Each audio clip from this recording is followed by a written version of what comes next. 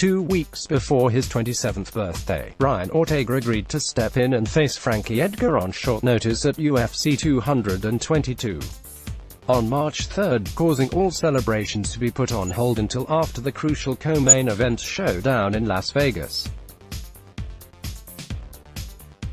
But after extending his winning streak to 6 by becoming the first man to finish the perennial title threat and former lightweight champion, and doing so in the first round no less, Ortega celebrated in style by crushing a whole bunch of Jack in the Box. "That's all we got, bro," laughed Ortega, who challenges Max Holloway for the featherweight title this weekend at UFC 226 at T-Mobile Arena. "That is all we got is Jack in the Box. Spicy chicken sandwich, 7 stuffed jalapeno poppers, 3 egg rolls, 4 tacos and a Oreo cookie shake." He intends to celebrate the same way if he emerges victorious on Saturday night as well. "This time we'll go through the drive-thru with a belt," he declared, chasing the statement with another laugh. Riding the wave just 10 days prior to his fight for the featherweight title, Ortega admitted he hasn't really had a chance to savor the moment because the last year of his professional life has been a non-stop wave of big fights and even bigger performances. Although he's on the cusp of challenging for championship gold and established as one of the brightest young stars on the roster, it was only a year ago that question marks about his place in the divisional hierarchy and how quickly he could rise to this level were still being asked. Because of how swiftly he dispatched Edgar, a fixture in the title chase and one of the most respected competitors in the game, you forget that his showdown with Renato Moicano last July at UFC 214 in Anaheim was viewed as a stern challenge for the promising upstart with piercing blue eyes and a preternatural ability to sniff out a finish. A year later, it looks like just another victory on his resume, a 4th consecutive third-round stoppage win that elevated him to the rank of a contender in the treacherous 145-pound weight class when it was really a trial by fire. The same goes for his second-round submission finish of Cub Swanson in December. On the eve of facing Holloway, Ortega's victory over the dangerous veteran reads like a formality when getting your hand raised against Killer Cub remains anything but easy. "I've honestly just been getting used to and adjusting to everything because everything has been happening so quick." 1 year, said Ortega, speaking to Fansided last week before departing for Las Vegas. "The Moicano fight brought me to one level and then the Cub fight brought me to another level and then Frankie Edgar brought me to another one. Every single one doubled and now we have this fight. Get through this guy and who knows? This one is going to more than double, it's going to quadruple and I've just got to get through this one and learn how to adjust. It's all eyes on us and we have to literally give the fans the show that they want." Wrapping his head around everything that has come his way in the last 12 months have been challenging for Ortega, but not unexpected and far from too daunting of a task to undertake. He's always believed he would reach this point and is confident that Saturday's title clash with Holloway is just another marker along the way to even greater heights, but he's also appreciative of what it means to be here, competing on the biggest stage in the sport, his name on the marquee at T-Mobile Arena, because he knows how much effort has gone into making this dream a reality and how everything could have turned out differently for him. Ortega was kicked out of multiple high schools for fighting and grew up surrounded by poverty, drug abuse and violence. He was headed into that life before connecting with his boxing coach James Larson and committing to pursuing a career in the cage. "It means a lot of things," he said, reflecting on his journey. "It's a big ha-ha to all the people that never believed in me. For my people, it's a big way of saying, look at all of our hard work, what we have accomplished and how far we have been able to get." The entire shot has a lot of meaning to it, especially because it's going to be on the biggest fight card of the year and it's all eyes on us. It's crazy. It's all eyes on us and we have to literally give the fans the show that they want. I mean, it means we're doing it the right way," continued Ortega, a Brazilian Jiu-Jitsu black belt under Renan Gracie. "It means we're training the right way, we're fighting the right opponents, and we're positioning ourselves exactly where we wanted to be, which is on the biggest fight card of the year and fighting for the belt. There's nothing else I can say besides I'm thankful, I'm happy, and this is crazy," he added. "When I talk to people and they make me think about what's really going on, they make me go, damn, that's a trip," making a statement in a sport where title shots aren't always doled out on merit. Ortega's approach has always been to leave the UFC brass with no choice but to give him a chance to challenge for the featherweight gold.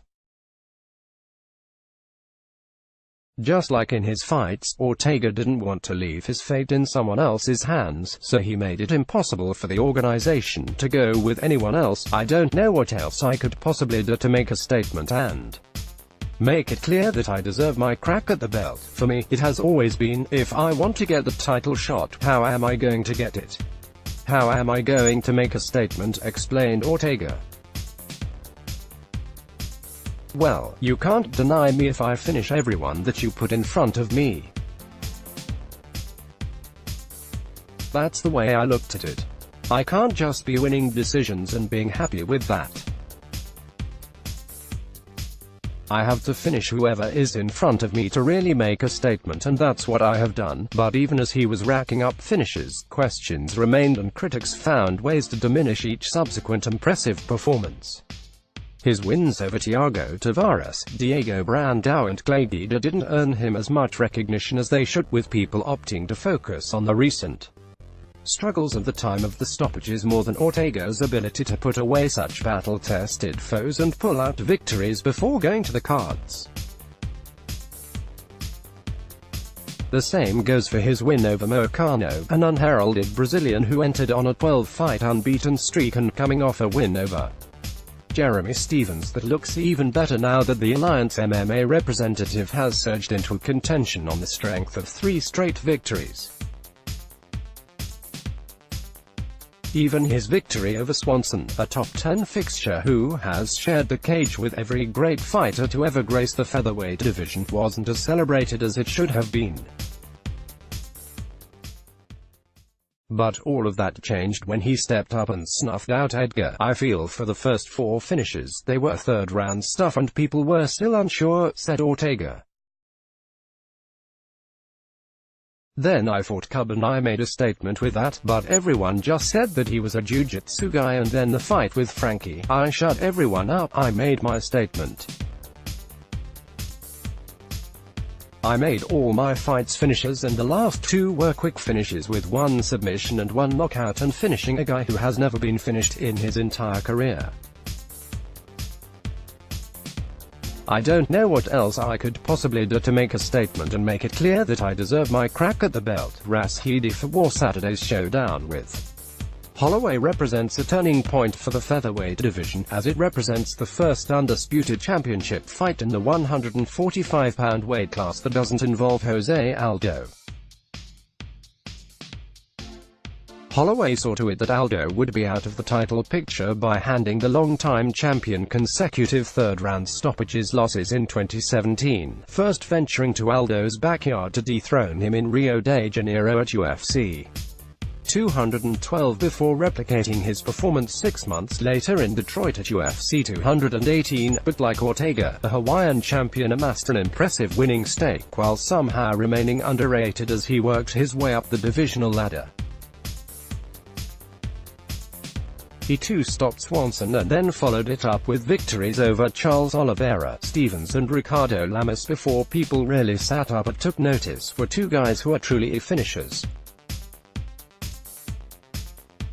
We're not playing the decision game, we're here to kill each other, and that's what we're going to do." After handling Anthony Pettis to claim the interim title, unifying the belts with his first win over Aldo and cementing his place atop the division in the rematch, people have finally started to recognize Holloway for what he is, one of the best pound-for-pound fighters on the planet and someone capable of being a cornerstone for the organization for years to come.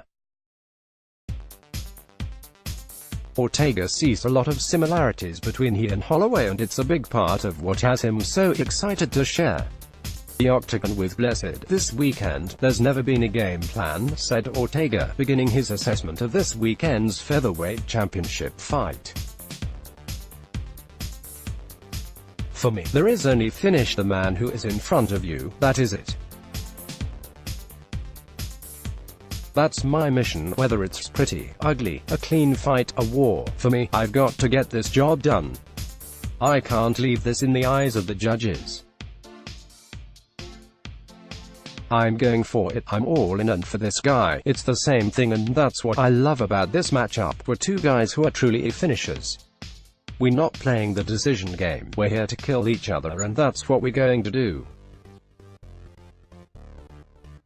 When you've got two young guys who want to kill each other and finish each other, and they both believe they're the better man and fighter, you're building a recipe for the perfect war. But just like everything else over the last year, the fact that he's on the brink of challenging for the featherweight title hasn't quite sunk in yet either, and Ortega isn't sure it will until he hears Bruce Buffer introducing him on Saturday night. I've always envisioned it, right, he said, of fighting for the title. Coming into the UFC, I've always said, I'm going to be the champ one day, but I feel every single fighter has the same vision, and everyone only gets so far. Every single victory has been a celebration because we were successful and because we were taking a couple steps forward. It's like, there's the title. This fight is going to get us 5 steps forward. We celebrated 5 steps forward, and then we buckle down and get ready to go again.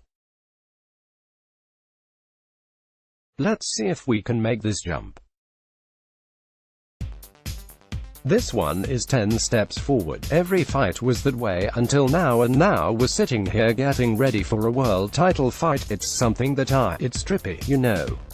I've envisioned it and I'm dreamed about it, but it's still surreal to sit on the phone and say, I'm going to fight for the title. It still hasn't sunk in, and I don't think it will until I go in there and fight and they say, and the challenger, that's probably when I'll go, oh shit, I'm challenging this guy. And what about hearing the words, and new echoing throughout T-Mobile Arena? That'll be a dream come true, said Ortega. That's why I work so hard.